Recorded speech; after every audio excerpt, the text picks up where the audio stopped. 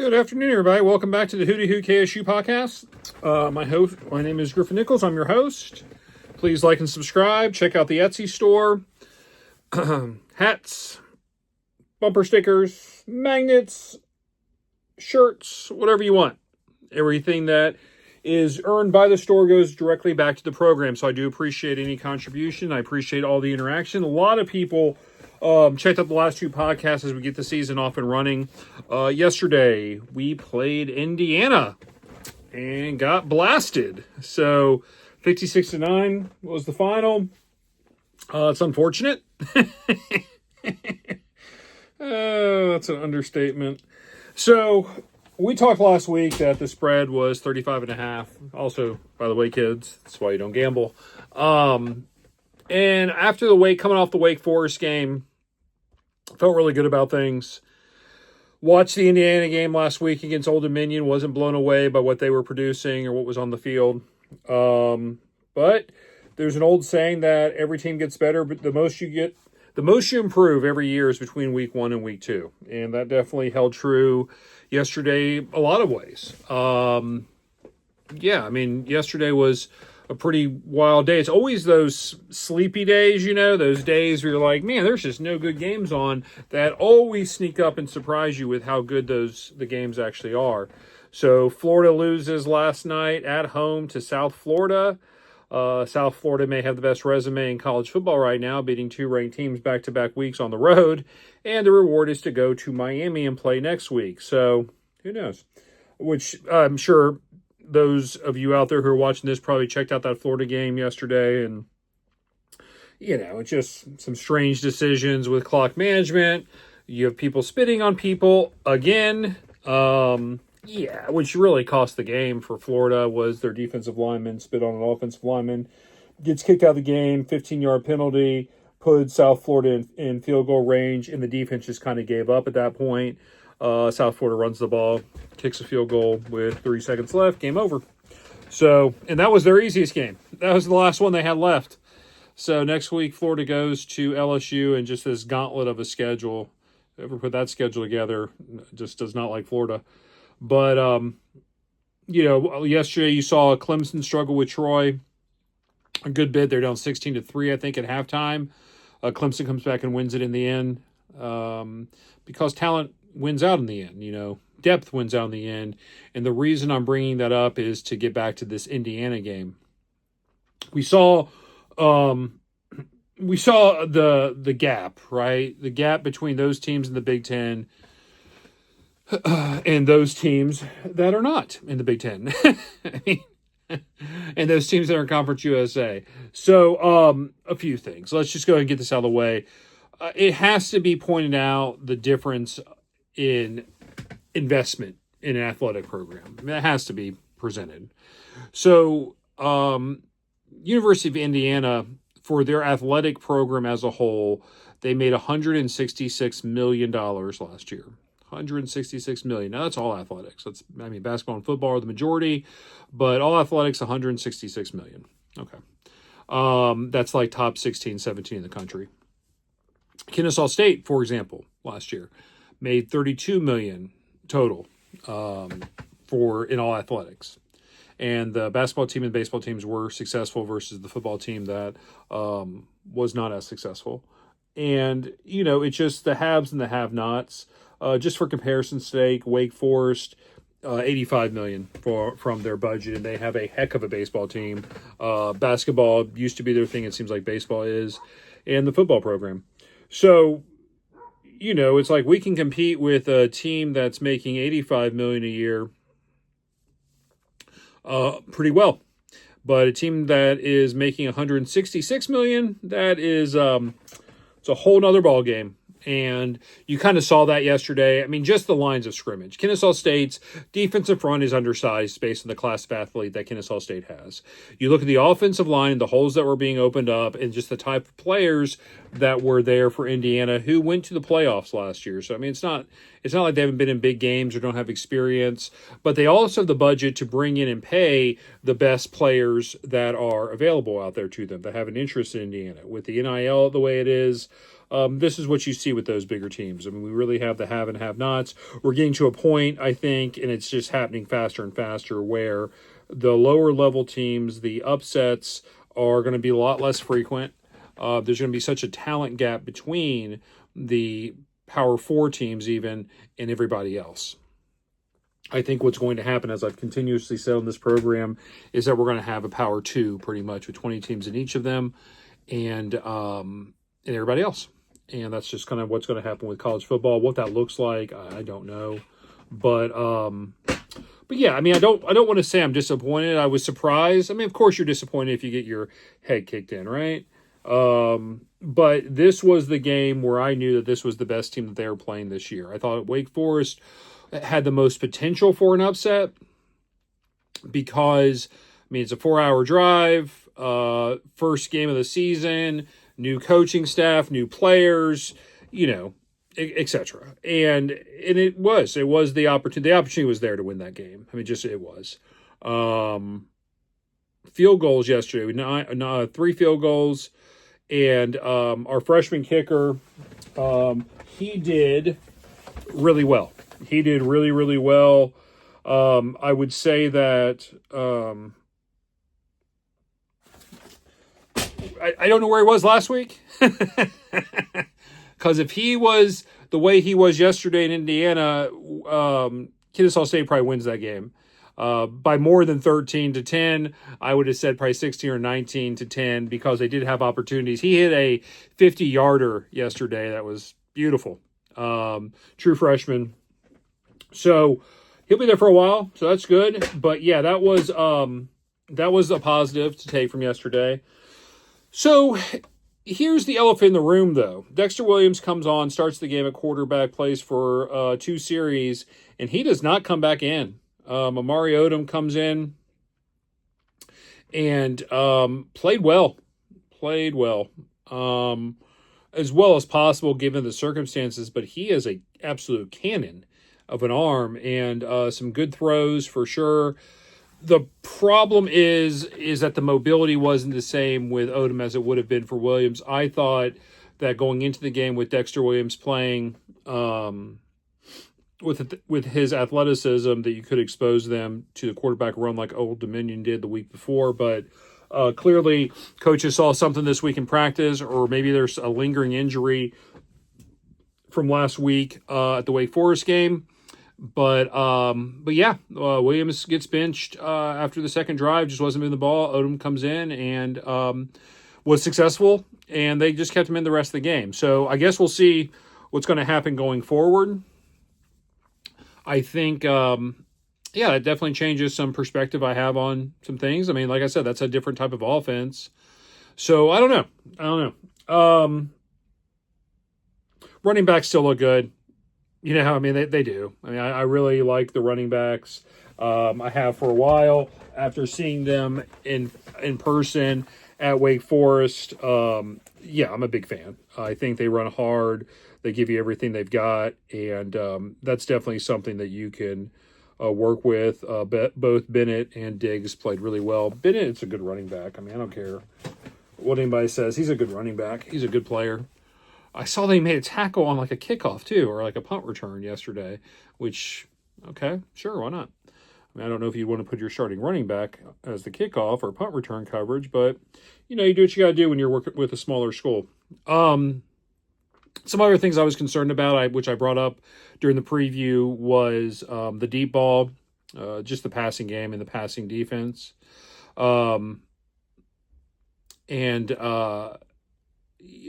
think, sorry, I just got a text message. So Indiana definitely attacked through the air, and the secondary couldn't do anything about it.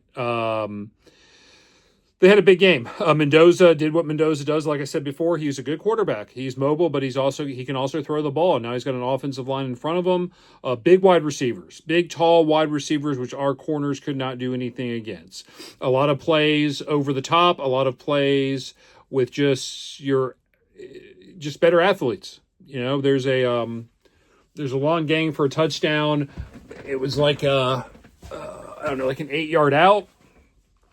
Receiver makes a move. Cornerback tackles air for Kennesaw State. And the wide receiver is gone. So, those things are going to happen. A lot of fades in the end zone over taller wide receivers over smaller corners. 6'5" wide receivers going up to get the ball, high pointing the ball over, 5'11" receiver or corner, excuse me. So you're not going to win that matchup.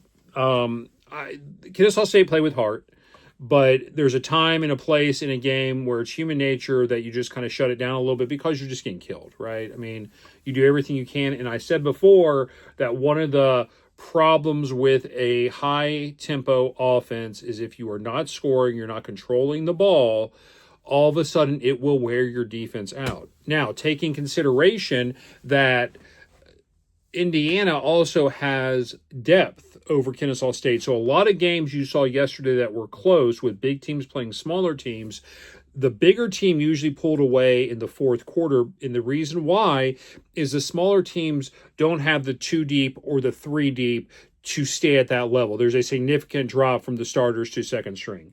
With a lot of these bigger programs, it's plug and play. They're rotating players in. And so they're always keeping their players fresh. And that is very, very difficult to compete against from a lower level school to a higher level school. It just will be. Now, here's the good news, is that the most difficult opponents, too, on your schedule look to be in the background. Look to be. There could be some coming up that may present some problems. But I'm looking at the schedule right now. But none of the teams are better than Indiana is. I can say that pretty confidently. Wake Forest, we'll see. Wake Forest blew out whoever they were playing yesterday, 45-10 or something. So they figured that out. But next week we've got Merrimack. Merrimack lost to Kent State in the first game. Won it yesterday against a team I've never even heard of, St. Allen, something like that. So that should really be the first win of the season. 6 o'clock Saturday night. Be there.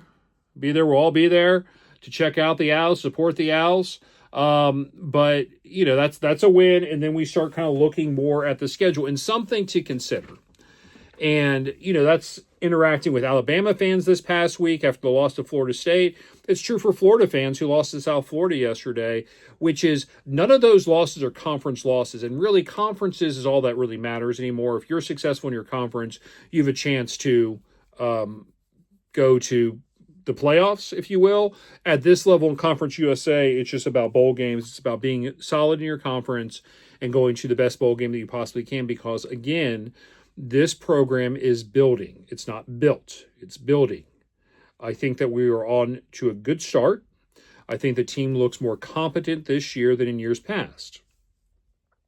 Now, does that mean that it's going to be a successful season? I don't know. I mean, we'll have to see. We've not seen this team play a team that is on their talent level or supposed to be on their talent level. Both these last 2 games have been against teams that are supposed to have superior talent. I can't really say Wake Forest, but Indiana, absolutely. Absolutely. You could just see it just from size of both lines, every skill position, including the quarterback. Yeah, just across the board. And that's just tough to go up against. There's a reason you get paid to play these games, the visiting team, that is. So we'll see kind of what's coming up. But no, I don't know what you take from a game like this. Obviously, there's some things to clean up. I think that the secondary, again, is going to be a concern for me. Even though Western Kentucky, who I thought looked the strongest of anybody, lost yesterday substantially to whomever they were playing, and it wasn't a great team. Where Montana State won a squeaker yesterday, 21-20. So Jack State beat Liberty. So Jack State may be the early clubhouse favorite to win Conference USA. We'll see. Actually, now that I said that out loud, I'm curious where the preseason magazines have predicted the finish up. Let me see real fast. They did. So they had Liberty winning it, Western Kentucky, and Jack State. I would say Jack State's probably the best team I've seen in the conference so far, but Missouri State may be one to watch too. That's the last game of the season, so we'll kind of see how that goes and where we are as a team at that point. But first things first, let's get that first win. Let's get that first win next week. These were not unexpected losses, which is why the spreads were what they were. 17.5 the first week, or no, Yeah, that's right. 17.5 the first week against Wake Forest, 35.5 against Kentucky or Indiana. Wow. What happened was supposed to happen, if you will, or was what was projected to happen. So let's see what happens when you play a team like Merrimack. Is it a close game? Kent State is one of the worst teams in the country, and they beat Merrimack. Wasn't a comfortable win, but still a win for Kent State. I'm just curious. It's difficult to compare teams also, and I know that. I know it's difficult to compare games because there's so many different factors when you're doing that. But I am just curious to see, can you go and take care of business? Is this a nail biter? Who knows? But the Owls need you. They need you at home. Let's get that first win, and then kind of let's start taking it from there and seeing where this thing goes. I think that the worst of it is behind us as far as just being completely overmatched in a game. We certainly were not completely overmatched against Wake Forest. We were against Indiana. And that's okay. That it happens. Again, when you look at a team that has 6 times a bigger, there's solid math there, 5.5 times more from an athletic budget than you do, yeah, it's going to happen. They can pay a lot more for their players. They can pay a lot more for their coaches. They can pay a lot more for everything and be competitive across the board, and they are. So, Indiana has bigger goals as far as going back to the playoffs, I'm sure. So that was not our goal this year. Our goal was to make a bowl game. So let's keep focus on the goals. I do want to go back to the quarterback situation because I forgot to mention something. When asked about it afterwards, Coach Mack said it was not an injury, so he wasn't pulled because of an injury. Now, they don't have to tell us that stuff, right? That's up to them. They can keep that stuff private. So it's tough to say, but it was strange. It did surprise me. There was no indication that this was going to happen. Williams was a quarterback at Indiana, so maybe he was too hyped up in the first 2 drives. I don't know, but it was a surprising decision, especially what I thought was Indiana's weakness on the defensive side of the ball with the quarterback runs and that quarterback option. And it was definitely more of a there's a lot more throwing yesterday than I was expecting. But, that's fine. If that's something you're working on against better corners and a better secondary than you'll see, there's All-Americans all over that defense.